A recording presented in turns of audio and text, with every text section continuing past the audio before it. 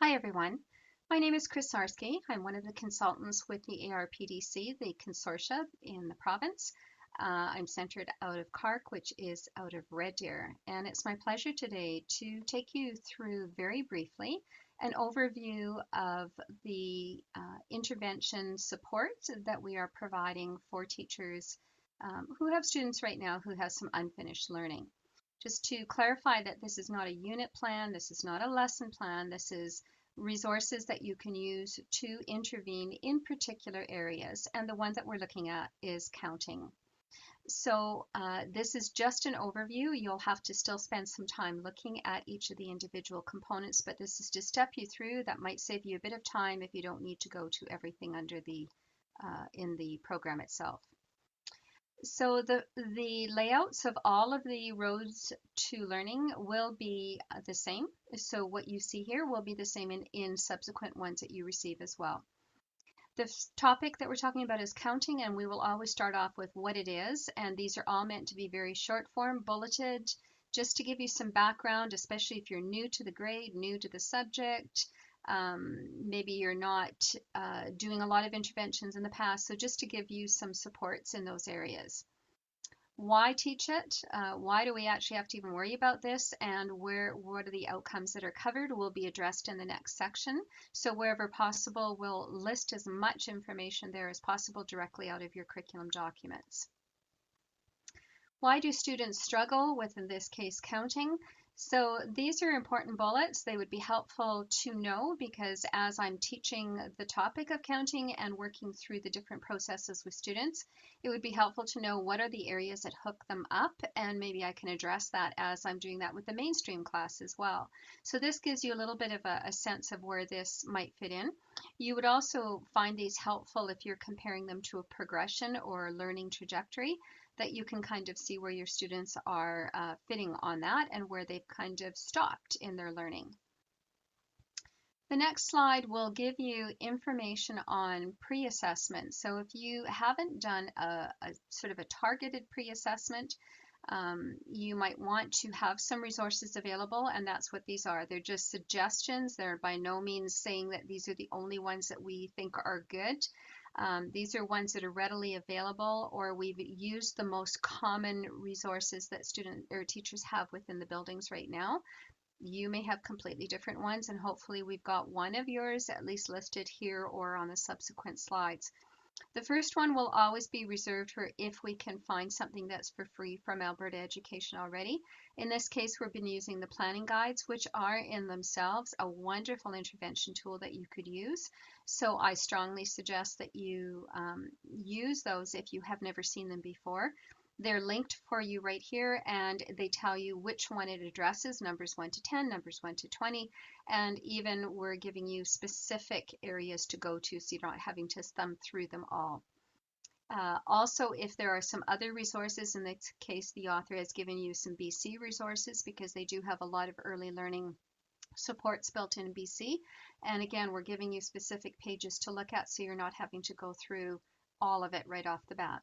Math Up, Mathology, Nelson pre-assessments, as well as Leaps and Bounds are some of the most common resources that we're hearing are in the schools and being used. So those are the ones we've addressed. We're not in any way, again, saying that those are the only ones that we support, just so that you know. And again, we've given you specific how to get there. So for Mathology, go to the home page, hit on counting, go to clusters, what to put in, just to save you a bit of time, especially if you're brand new to that resource.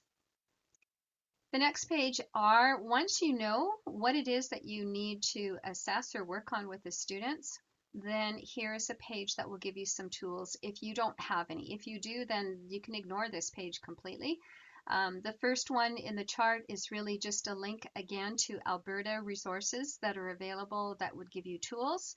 The learning guides always have materials in them, so we will reference those again whenever possible and what page to look at. If there's other ones that we have found, like ARPDC, if the consortia had already posted things and they're available on the website free for you, we're giving you the links for those as well. The subsequent folders or columns that you're seeing here are really columns that are providing you with additional resources. So If you don't have anything that deals with an intervention for numeracy, here's one place. One of these is not more important than the other, so you may just want to go through and see which one best fits the small group or the group that you're working with or your teaching style and choose that one. If nothing else, you could upload these to your Drive and have them as future resources for the classroom. At the bottom, you'll find questions to ask and listen for. When we canvassed teachers about what would they like in this sort of layout, they said, you know, I'm not even sure what I'm sort of asking them. Now that I know that this is the area that they're weak in, what should I even say or ask to find out whether or not they've got it? So this is some of the pieces that you'll find here. You'll find some of those in the resources that we've listed above as well.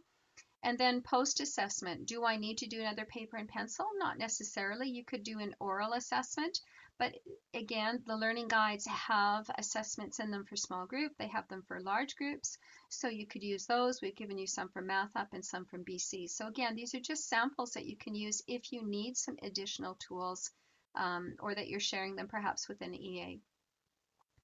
The next slide is one that comes from the numeracy nets. Some of the schools are using the numeracy nets. They're older, they've been around for a while, but they also address all of the resources that are in the school. So we're just taking screenshots of those.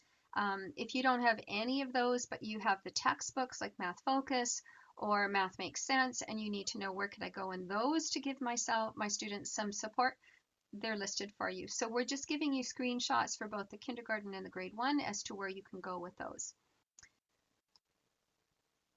The next ones will be really just for you. If you want extra information on counting in particular, and you want to build up sort of your toolbox, this would be another place for you to go.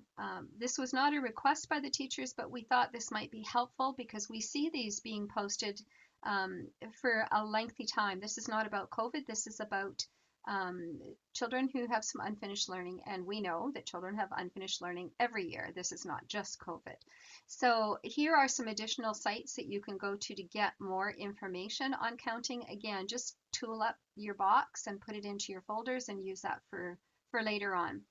References that were used in putting this together are listed for you. And then if you have any questions, Tammy was the one who did the majority of the work on this, and Tammy works out of the ELC office. If you have any questions or you would like to give some feedback on this or whatever, you have my information as well. So hopefully that helps you to get started on counting if that's an area that your students were needing help in. And hopefully it gives you some extra support as well as you're going through the resources. Thank you very much, everyone, for your attention, and hopefully life goes on really well.